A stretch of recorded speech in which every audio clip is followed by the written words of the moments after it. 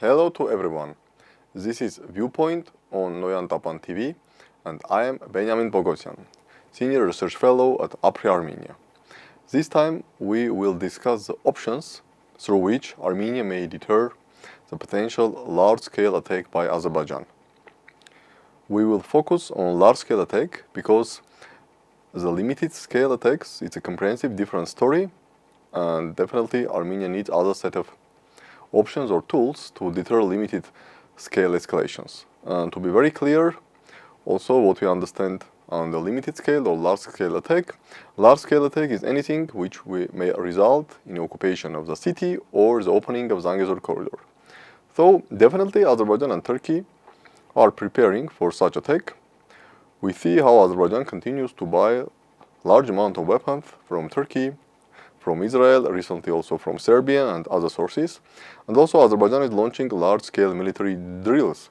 In 2024, there were several drills both in Azerbaijan and in Nakhichevan, including Azerbaijani special forces and commando forces, with a clear aim to penetrate into the mountain areas of Armenia. So definitely Azerbaijan and Turkey are preparing for attack, either via Vyodor or Syunik, with a clear goal to reach Nakhichevan, to establish land border between Azerbaijan and Turkey, and cut Armenia into two pieces. But then question may arise, okay, why Azerbaijan did not attack, for example, in early March 2024?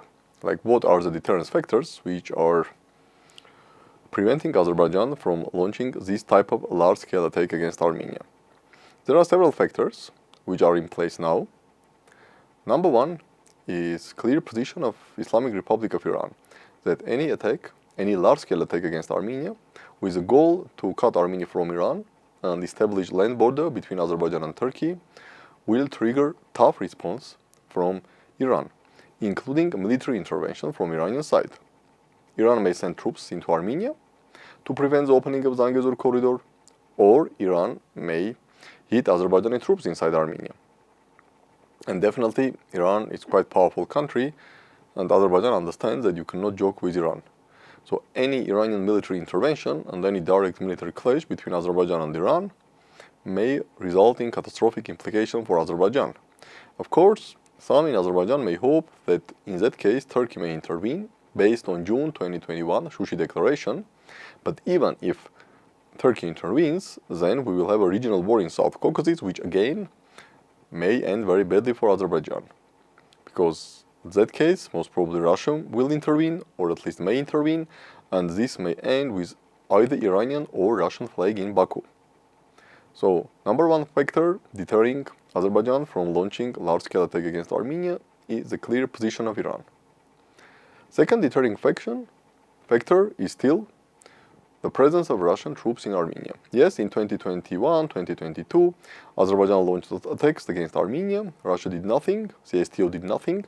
But 2021 and 2022 incursions, these were not large-scale attacks. No major city was occupied. Yes, Azerbaijan occupied many strategic heights, which gave Azerbaijan significant advantages in case of new large-scale attack, but still, neither May 2021, November 2021 or September 2022 attacks were large-scale attacks. Of course, no one can 100% argue what Russia will do if Azerbaijan launches attack to establish Zangezur corridor. Russia may do nothing, Russia may do something, but at the end of the day, we have Russian troops in Armenia, we have Russian troops in Syunik, we have Russian military base based in Gyumri, we have Russian border troops along Armenia, Turkey, and the Armenia-Iran border. So, yes, it's not clear what Russia will do, but also no one can argue that Russia will do nothing. So, the presence of Russian troops in Armenian territory is another deterring factor. The third deterring factor is potential reaction of the West, the European Union, the United States, and individual European countries. In case of large-scale attack, there is a probability that EU will put some economic sanctions on Azerbaijan, But again, this is not 100% guarantee, because even in the case of large-scale attack, some European countries may block or veto any EU-level sanctions against Azerbaijan. Of course, several individual European countries may put sanctions on Azerbaijan, countries like France and probably others, but this will not have any significant impact on Azerbaijani economy. Indefinitely, this will not prevent Azerbaijan from launching its attack. Regarding US response, again, it's very complicated. Yes, the United States may put sanctions on Azerbaijan, but also let's not forget that US now enters the election campaign. United States is very polarized. All attention of the elites are focused on upcoming November 2024 presidential election, when we will see the rematch between former President Trump and current President Biden. So this also decreases any possibility of really tough action from the United States in case of large-scale attack by Azerbaijan against Armenia. However, one thing is clear. Even in the case of large-scale attack, we will have zero military intervention, neither from United States or any individual European countries, including France. Yes, some countries, including France, may send weapons, they may accelerate sending weapons, but no one will send actual troops to land in Armenia and with rifles and tanks fight against Azerbaijani troops. But in any case, the reaction, despite it will not be military reaction, and there are doubts about the level of sanctions which may be imposed on Azerbaijan by the EU, the United States, and some individual European countries, still this is some form of deterrence. And the fourth factor of deterrence is the COP29, this big climate conference, which is going to take place in Azerbaijan in November 2024. It will be the biggest international event in Azerbaijan since 1991, and definitely President Aliyev would not risk the realization of this big project, because in case of large-scale attack and regional war even, definitely COP29 either will be cancelled or probably will be relocated to other country. So these are the four main factors which preventing now Azerbaijan from launching large-scale attack against Armenia to open the Zangezur corridor. Which means that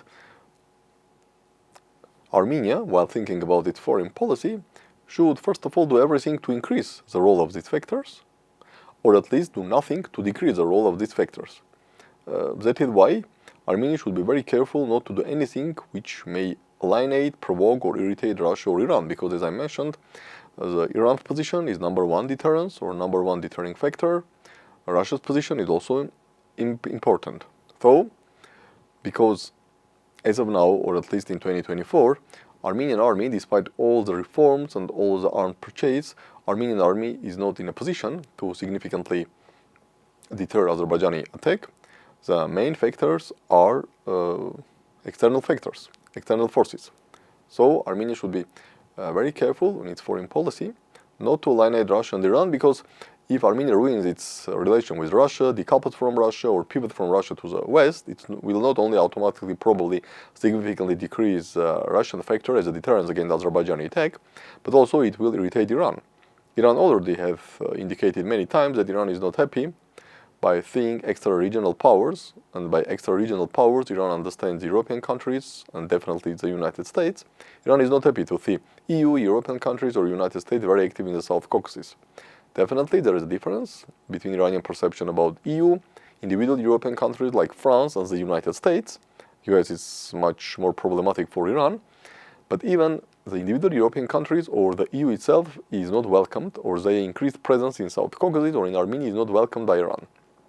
So, if Armenia clearly takes action to decouple from Russia or pivot to the West, it will also irritate Iran, which means that by doing this type of actions, Armenia automatically will significantly decrease the importance or possibility or likelihood of happening of these two deterring factors.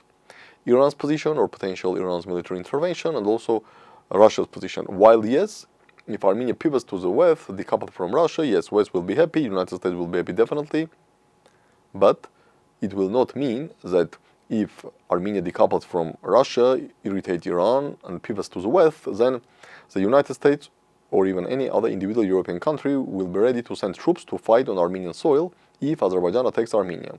So Armenia will have a situation when by this type of actions will decrease the role or potential or power of two deterring factors, while not increasing the other deterring factors. And again, as far as Armenian army is not in a position to deter Azerbaijani attack by itself, or at least to push forward the idea of an acceptable damage, telling that, okay, Azerbaijan may attack, Azerbaijan may take Zangezur corridor, but we will inflict on Azerbaijan devastating damage, and Azerbaijan simply will not do that. This is not going to happen, at least in 2024, and maybe also in 2025. So, as far as Armenian army is not ready to deter Azerbaijani attacks by itself, Armenia should do everything to keep this combination of deterring factors in place, to take steps to increase this combination of deterring factors, and definitely not to take steps to decrease the combination of deterring factors. This is all for today, and we will meet soon.